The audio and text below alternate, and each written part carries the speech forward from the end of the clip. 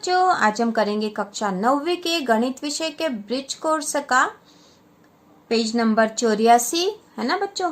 Page number 84 का प्रश्न number तीसरा और चौथा, जो कि ब्रिज कोर्स के आखिरी दो प्रश्न हैं।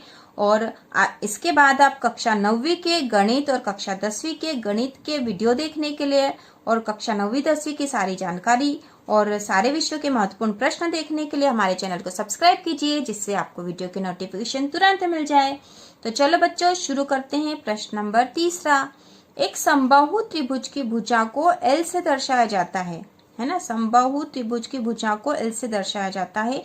इस समबाहु त्रिभुज के परिमाप को L का प्रयोग करते हुए व्यक्त कीजिए।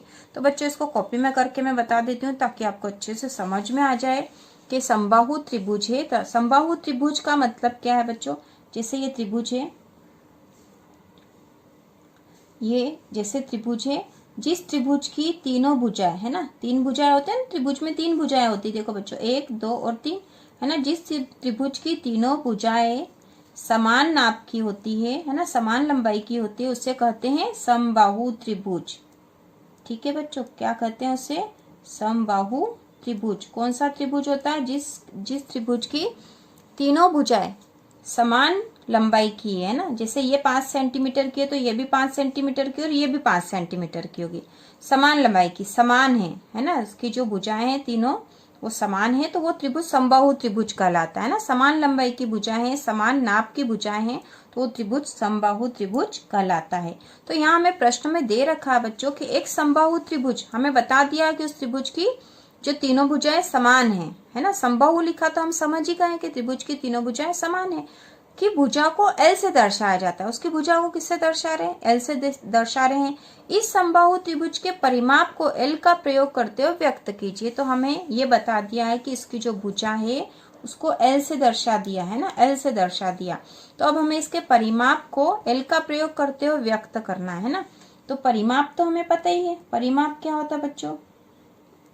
परिमाप बराबर उसकी जितनी भी भुजाएं हैं, मतलब उसका जितना भी नाप है वो उसका परिमाप कहलाता है, हमें पता है। और त्रिभुज का परिमाप क्या होता है? उसकी तीनों भुजाओं का योग है ना। त्रिभुज का परिमाप क्या होता है? तीनों भुजाओं का योग है ना। तीनों भुजाओं का योग कर देंगे तो उसके चारों ओर की माप आ जाएगी है ना। उसकी मतलब तीनों ओर की माप आ जाएगी। तीनों भुजाओं का योग किसका है बच्चों? है त्रिभुज का है ना। यहाँ पे लिखेंगे हम त्रिभुज का परिमाप है ना। त्रिभुज का परिमाप क्या होता है? तीनों भुजाओं का योग। तो एक भुजा हमें दे रखी है यहाँ पे L है ना। इसको क्या बताया गया है कि त्रिभुज की भुजा को L से दर्शाया।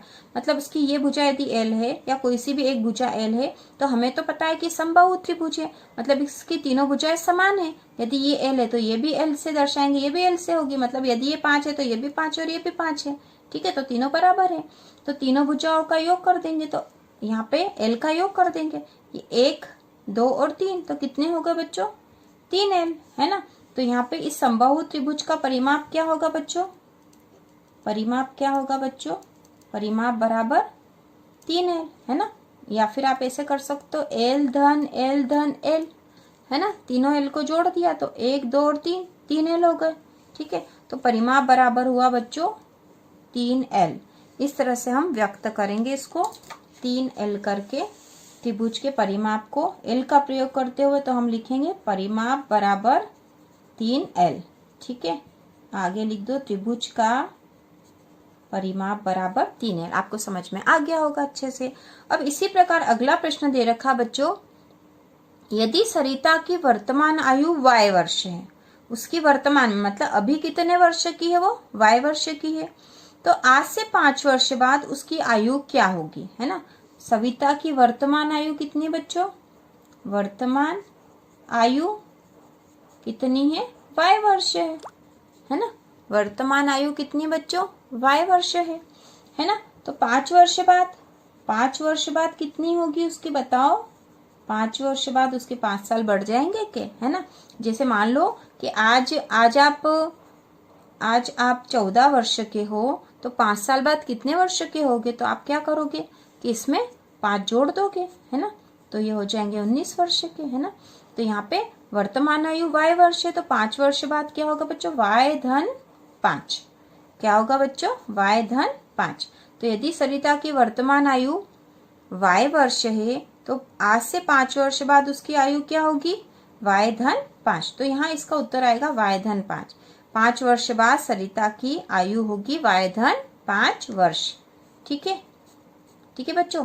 तो इस तरह से हमारा ब्रिज कोर्स पूरा हो चुका है और इसके बाद हम कक्षा 9वीं का गणित शुरू करने वाले बच्चों। तो उसका वीडियो आपको तुरंत मिल जाएगा 1-2 दिन में और बहुत सरल तरीके से हम कक्षा 9वीं का गणित करेंगे। ठीक है।